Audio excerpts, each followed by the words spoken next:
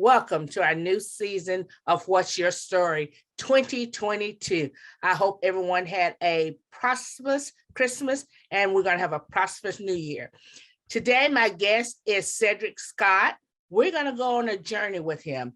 He was in an accident in 2021 who claimed 3 people's lives. And the day's journey, we're going to go on and see where his journey was then and see where he's going for the future. So please help me welcome Cedric Scott to the show. Cedric, welcome. Thank you. Thank you for having me. Thank you for your interest in my story. But it's about God and not me. That's who saw me through and is still seeing me through here in 2022. Well, Cedric, with you being my first guest of the new year, we know about tragedy, we know about pain, we know about being constrained because that's what we've been for the last 2 years with COVID. But yours is a different type of pain. So please share with our viewers a little bit about your accident and walk us through your journey with your accident and how it catapulted you into doing what you're doing today. Imagine yourself riding down the road on your way to a business meeting, in full swing, driving, doing about 55 miles an hour on a major highway with other cars. And all of a sudden, you get hit from behind um, by a vehicle that's doing about 120 miles an hour. When that happened, of course, it was, I had never felt such a hit before. I'm an ex football player, so taking hits is something I did, especially as a free safety. Taking hits is something I did, but that one, it shook me. When the anger hit me, um, I was mad and I looked over and saw the car skid up into the median. When that happened, I looked over and saw 3 young men, black just like me. My first thought was to help them. I looked over at the and saw the passengers, passenger in the front, passenger in the back, and the driver. When he hit me, the 2 passengers died when he hit me, and the driver took off, and it wasn't a mile down the road, led to their death, led to his death as well. There. It was. I waited a long time for a couple hours for the police to come back to me, and when they did, um, I did the report, and they asked me about the young man, and I gave him a description. He had dreadlocks, a blue shirt, and some really pretty teeth, because that was about all that I saw. And then we moved. I drove home from there. You'll have to forgive me too, because even to today, I I have issues recalling all parts of it, and I'll see it, and I'll try not to get jumbled up here. But I went home and was talking with my daughter, hanging out in the front yard, and I was resting my arms in between the doorwell. Her back door was open. I was just talking with her, and I felt my legs alternating going numb, and then my arms alternating going numb. Of course, I didn't know what that was because I'd never felt that before. And it was well past going to sleep. It was like, imagine your leg being there, and then you're like, wait a minute, where did my leg go? Like literally vanishing. So, um, went back in the house, and that continued to happen. When it stopped happening, I immediately told my daughters, "Hey, I'm going to go to the hospital." I went up to Huntersville emergency care, and um, there they put me on the. He put me on the. I told the assistant there, or the lady up front, what had happened. Immediately, people just started coming to me and bringing the bed out, and I didn't get what it was all about. I didn't get what, because I didn't even know what was going on inside of me. But I guess maybe they've heard someone speak that way before, or you know, I don't know what pushed the button, but it went from being a very calm place to everyone just surrounding me, putting the collar on, laying me down, and I didn't. I have been on my. I have been dependent on others ever since. That moment, though, the most intriguing moment of all of this is the moment when they switched me from the board to the bed, and I was paralyzed from my neck all the way down. And I remember looking down and watching them touch my legs and scratch my legs and take a pin and rubbing up and down my legs and then coming up my body and not feeling any of that. Um, and then there was this energy that just over. It was almost like if you could imagine when water's too hot and your body wants to pull away from it, except it's inside your head and you can't get it out. That feeling happened to me in my hearing. I mean, it was so distinct. I could hear everything: tape tearing, people laughing, moaning, crying, cars flying by, scissors closing, buttons clicking, just all these sounds that are going off. It sounded like a football game. If you could imagine being at a football game, all the different sounds that you hear. And there was this peace. I never had any fear. I'm always a positive person anyway. I never had any fear of, what life was going to be like. When they start talking about paralysis, I was already thinking about what type of Olympics I could be in. What are the things that people with disabilities? That's the kind of person that I am.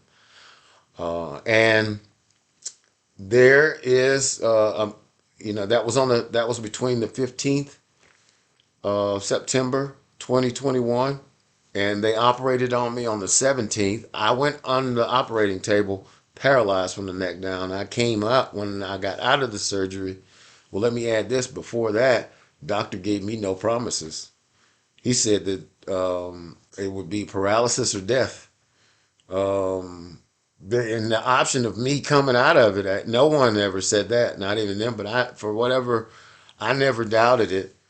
What I know now to be God was something that I just was like, I wasn't trying to explain it. I was just being positive and peaceful and moving forward. But as I unpack it, that's God shedding light on me, those warm feelings, the heat, the sun. Um, yeah, so after that surgery, I woke up, I'm sitting in the bed, and I I was looking at my feet, and I just started moving around in circles, and I started moving my knees and moving my arms, and here come the nurses. No, sit still, sit still. So, um, and there has been my journey. My daughter has been by my side from day one. My youngest daughter, Noah, she's 18. I got four children, two boys, two girls. Jalen's 23, Seth is 22, and Seela is 20. They live in different cities. And Nora's the one that's here. She's the last one at the house, and what a blessing it is to have her on my team, man. She's right when you think your kids don't love and care about you, she's been there nonstop, making sure I got what I need. Now, does she get frustrated? Absolutely. Do I get frustrated having to ask my child to do something? Absolutely. Uh, am I grateful to be here to be frustrated? Absolutely. Thank you, God. So Cedric, okay, we're going through the journey. We know that the impact was horrific, and especially for three fatalities to happen. So at that moment, now we know that you were paralyzed, or were told that paralyzed or death. What was, you said you were able to be positive, but the average person is not able to be positive when they are dealt such a hand. And, with the impact being so severe, I would think your car would be total. You said they were doing like 120 miles per hour. Your car wasn't total, just brings up to speed. Your car wasn't total. You were able to drive home. Why not go to the hospital immediately?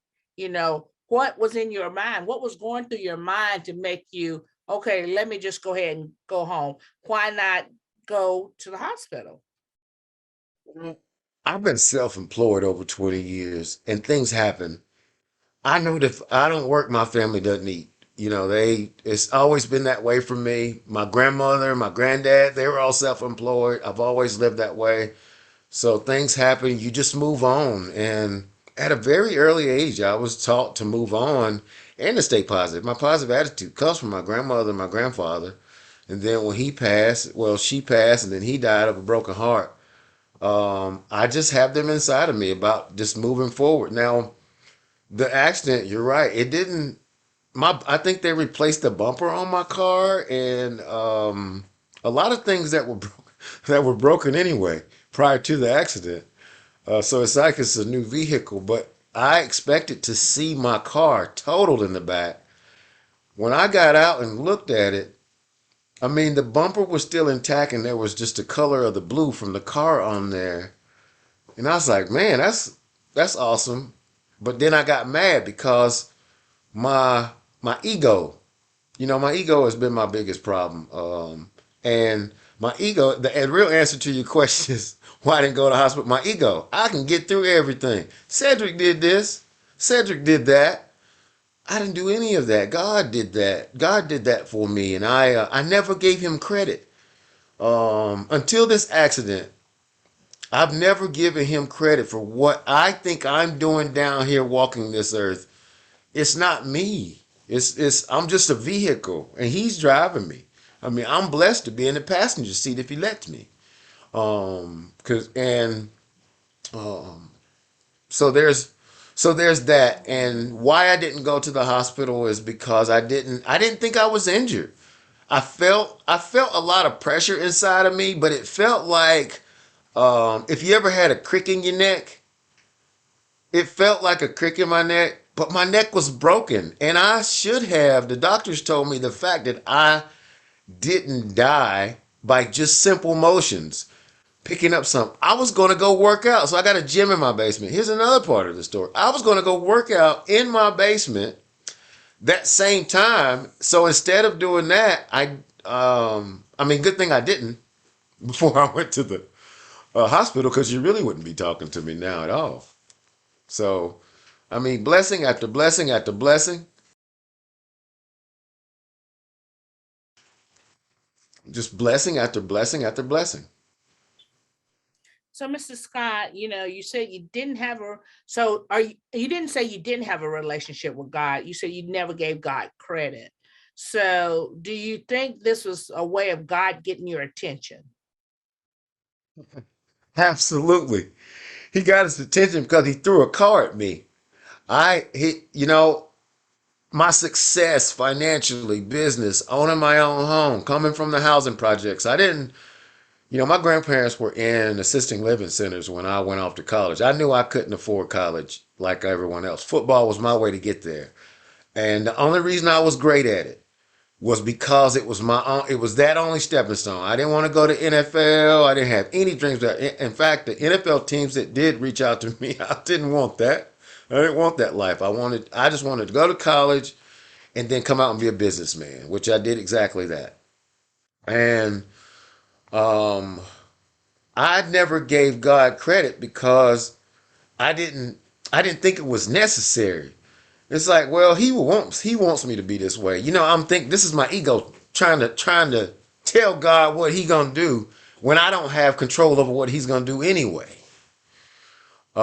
And then thinking of all these grandiose ideas. Well, I can't see him. I can't feel. I can't touch him. He's not here. Well, I learned in that accident that God and I got a physical relationship. He don't talk to me.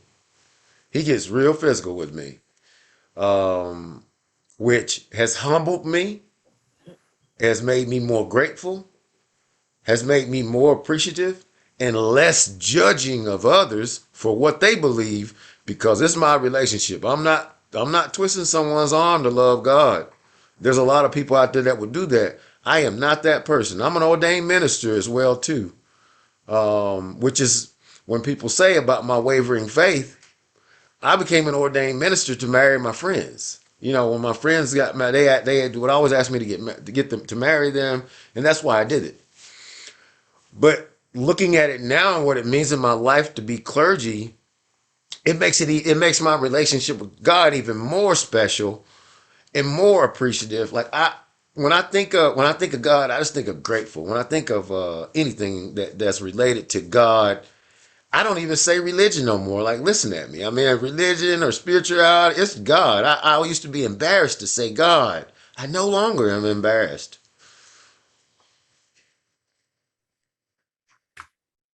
So we're going to take a commercial break and we'll be right back after our sponsors. Are you ready to buy a new home or refinance a home? Call Quentin Johnson at Homestar Financial. Homestar Financial offers competitive rates for home improvement, new construction, FHA, VA, conventional, and USDA loans. Take advantage of today's low interest rates by being a smart and prepared buyer. Get pre-approved today and find out just how much house you can afford. Call Quentin Johnson at Homestar Financial, 704-526-4007, extension 50306. Homestar Financial makes home ownership a reality. In MLS 161685, equal housing lender. We're back with our guest today, Cedric Scott. Cedric Scott was in a horrific accident in 2021. And we're going on a journey. We're seeing where his journey is, where he was then and where he is now. So please help me welcome back to the show, Cedric Scott. Cedric, welcome back. Thank you. Thank you so much for having me. Cedric, before we left, you said something interesting before we broke for a commercial. You said that you were basically trying to appease the world. You were kind of embarrassed just to say God. You would say spiritual or high power. What are you saying now since the accident? What are you saying? How has that relationship or how has it become a relationship with God? So I was a child that everyone picked on. I was skinny, big head, glasses, and I spent my entire life building that shield up of people being concerned about what people would say or their responses. And it became this level of embarrassment, so much so that I doubted my intelligence. Studied as hard, made straight A's and things, but I still wasn't smart enough to me.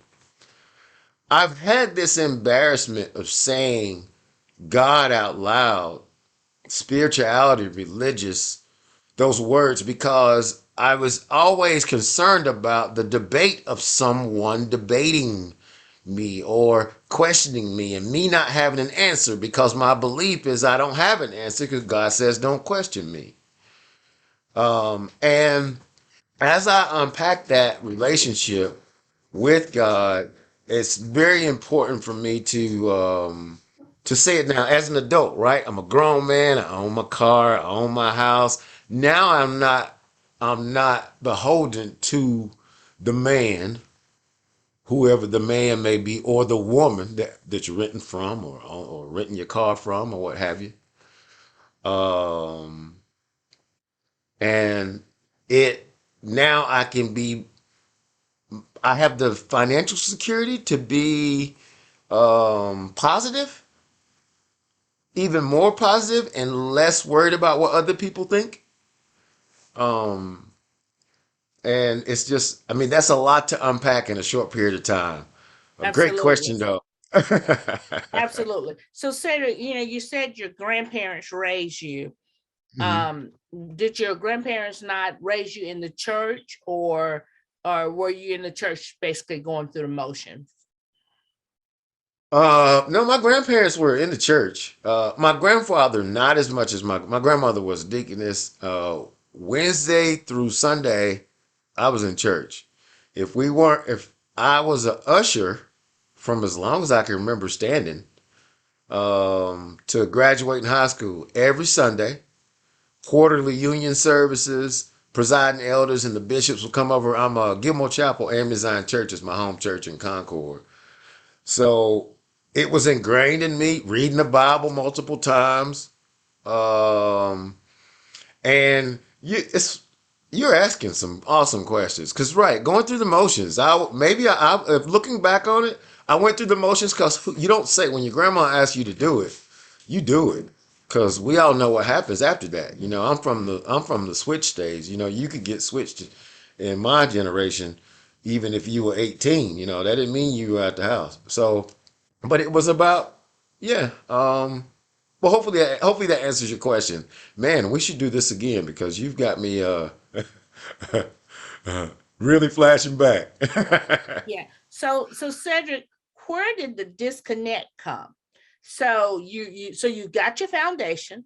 So we know you got your foundation. You said you were in church every Wednesday through Sunday, and that is part of our culture, and I'm saying culture of Black Christians.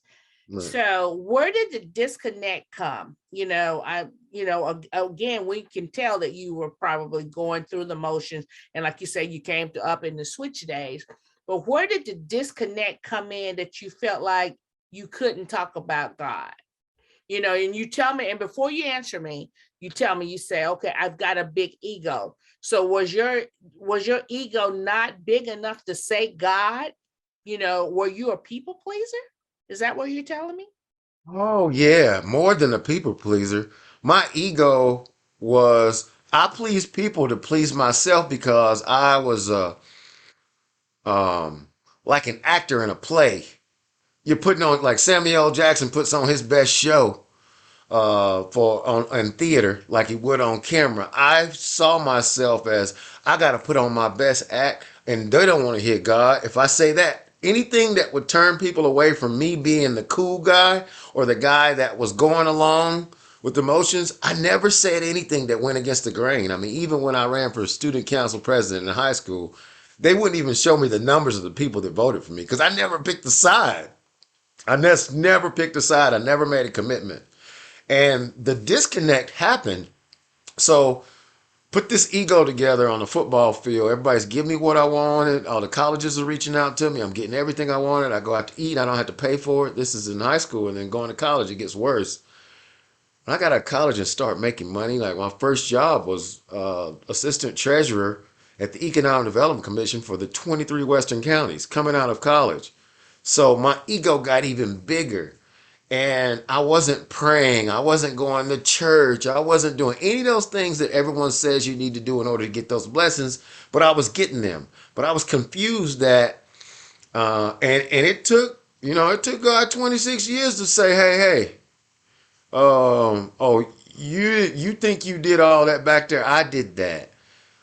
It took this accident for me to appreciate that. And like I said, it was it's these epiphanies that are coming back to me. It comes back because of the accident. Every day there's something different, but I feel like I've unpacked enough of it and owned the ego. That ego's gone now. I am not it. So, and I'm glad to hear that because, I'm listening to you talk and, we see you there with the collar and we know that you are still going through, you have not recovered. But, I think about, in the book of James where it talks about a double-minded person is unstable and they gain nothing Amen. from God. So my question to you is, you said something that made the wheels start turning in my mind. You said, I never picked a side, so I didn't stand for this. I didn't stand for that. So tell our viewers, where do you stand now? Do you stand now? I stand firm in my belief that God is my father. I call him dad. I don't know my father, which is why, and my mother doesn't know who my father is. That I stand strong in the belief that God is what makes things happen.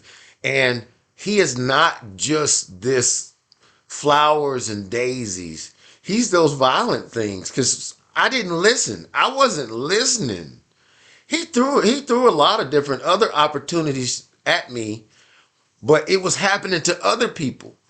This is the first time that it has happened to me, and I can't not look at it. I hear you, God, because I don't want. It's kind of like when you get your parents tell you to do something over and over again, or not to do something over and over again.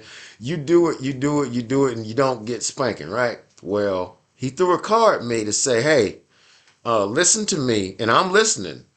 It's giving me patience. It's giving me clear thought. I pause so much in conversation that people ask me, "Are you still there?" And I'm no longer embarrassed about saying God, and I call it. My daughter and I, we were at lunch, and she said, you know, God's a she's 18, she doesn't know.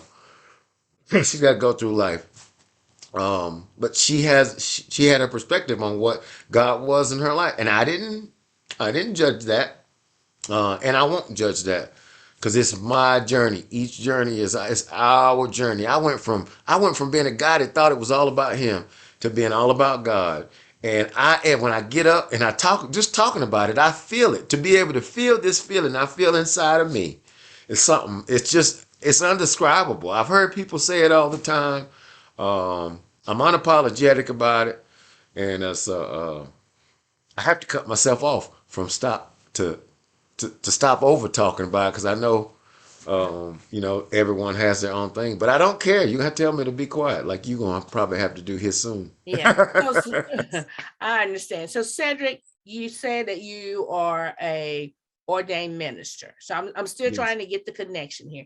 You said you became an ordained minister, you know, to marry your friends. Of course, that goes back to, like you saying, your ego. So the man, you know, that's what I'm Right. hearing, who Cedric was. But do you feel like you had a calling in your life, or was this just something else to have another notch in your belt, another credential, being an ordained No, minister? I feel like it at first it was something to help friends. I had no intentions about it. As I look through all this, um, it has um, it has impressed upon me the importance of, first of all, the driver was 17 that died. The passengers were 16, both of them. Their birthdays were um, October 29th and November the 5th. The passengers, they would have been 17. An accident like this happened to me before, a year before COVID. God showed, and there were three kids in that car too. That's the Trinity to me. It's the first thing I thought of. That's the Trinity. That's God. That's God saying, you know what? If you don't see this one, I'm gonna take you away from here because you don't get it. Well, I see it. It's a calling. It's a calling after what I thought was ego, right? It's my ego turned to calling. Um, and I'm so grateful for that transition that God has done for me to now. Now I get, and I'm still getting it. I mean, we're only what's that? September, October, November, December, January. We're only 5 months in. See, I stopped counting because I'm just being grateful for the moment. To be Absolutely. able to move like I am right now, like this is man, God is so good. He really is. You know, yes, he is. So Cedric, where do you see yourself in the future? What's next for Cedric Scott? You know, Cedric Scott, not the man, you know, we keep talking about the man, but where do we see the humble Cedric Scott? The Cedric Scott that stands for something, the Cedric Scott who can boldly go and say, God is my father. Where do we see that Cedric Scott? Where is that Cedric Scott going for 2022? 2022, Trans World Business Advisor, Charlotte downtown. I'm a business broker. Me and my business partner, Greg Barnes.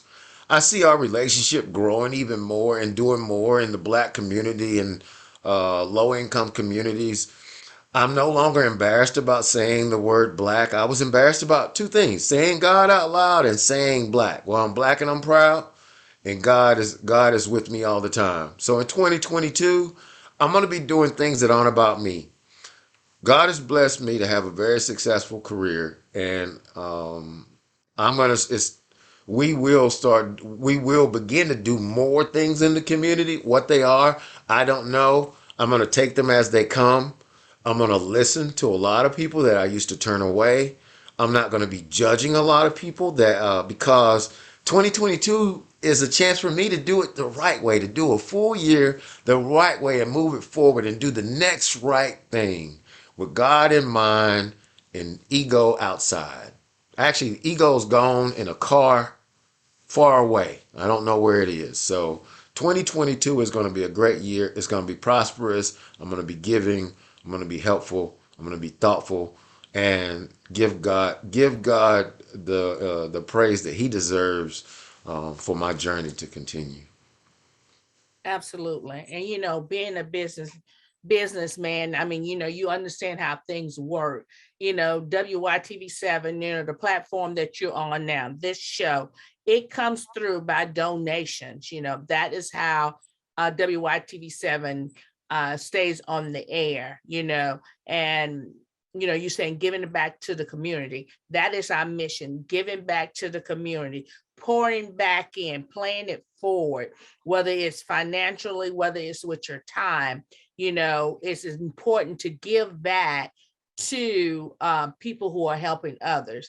And WYTV7 mission is to educate, empower, and encourage people. And today your story is encouraging me, and I hope it's encouraging our viewers to look beyond who the man is, but look back up into what God can do, what God is doing. So that's what's so important. That's, as the young people would say, and I'm saying this because of your story impacted 3 young lives.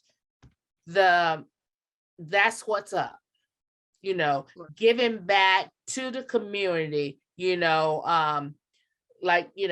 we always give back. Last year in 2021, we fed families, we gave out turkeys, during Thanksgiving, we did scholarships, we help homeless people get homes. So it's a constant giving, and that's what it's all about. And I hope that you become a part or can do a collaboration with WYTV7 to be a part, in our giving campaign, because that's what it's all about. And Cedric, I want to thank you, and I hope that a change is coming. I hope a change has come for you. So what would you like to say to the world for 2022? What would you like to say to our viewers? I'd like to say to all of you, those petty things that you're fighting with your family members, your loved ones, your significant others, your wife, your girlfriend, those petty things that you are arguing about mean nothing, because the days on this earth should not be assumed. Whatever your Google Calendar says, whatever your Outlook calendar says, it's not in your hands, and it's not in those calendar hands. It's in God's hands. So live in the present. Don't live in the future or the past. Live in the present. Well, thank you, Cedric, for being a part of What's Your Story. Thank you for letting your story become a part of our story for 2022. I'm Sharita Williams, your host, and thank you. Yeah, thank you, Sharita. Thank you so much.